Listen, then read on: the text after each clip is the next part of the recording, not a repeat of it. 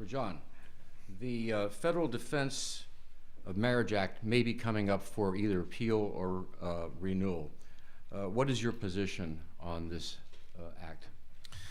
Well, as I've said, I don't think government should be in the marriage business, much less the federal government. I don't see them having any business in it. DOMA is an interesting question. I'm sorry, I have to just throw out one sort of non sequitur. It's sort of related, but you find out interesting things on the campaign trail. One of the things that I found out is that Harvey Milk, of all people, supported Barry Goldwater for president in 1964.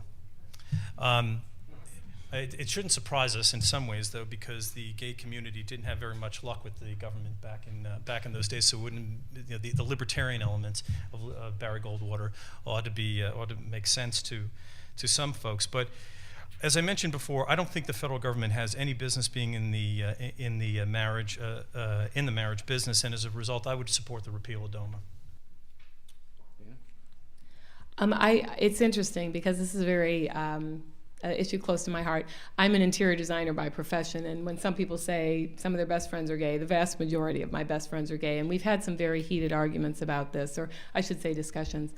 And one of the things that I have mentioned to them over and over again, and it seems to be it seems to be somewhat persuasive, is that I really do think that most of America, certainly most of California, has no interest in keeping gay couples from making committed relationships. They just have to get over the word marriage.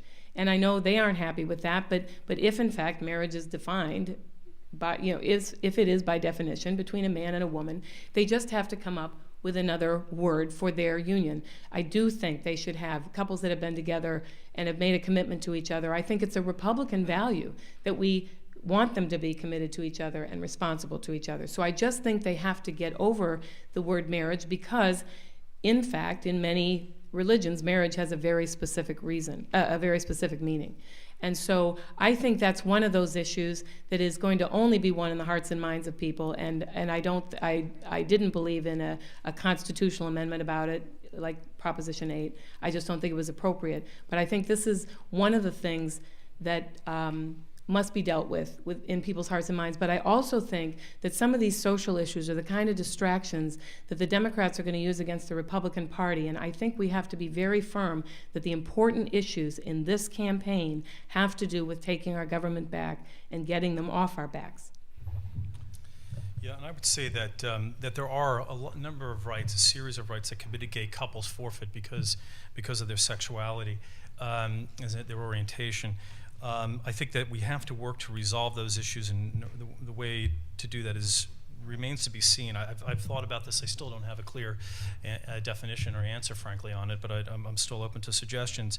I do want to say that one of those areas that the gays are particularly penalized very heavily is on the estate tax. And the estate tax is a tough one because it's been out and it's supposed to make a comeback here by Nancy Pelosi's hand, I might add. And not only does she want to reintroduce the estate tax, but she wants to do it retroactively. That's going to be devastating to the gay community. And I would be very much opposed to that. And just for the record as well, I voted no on Prop 8. Okay, they're both doing very well. Now we can applaud, do a temporary applaud here.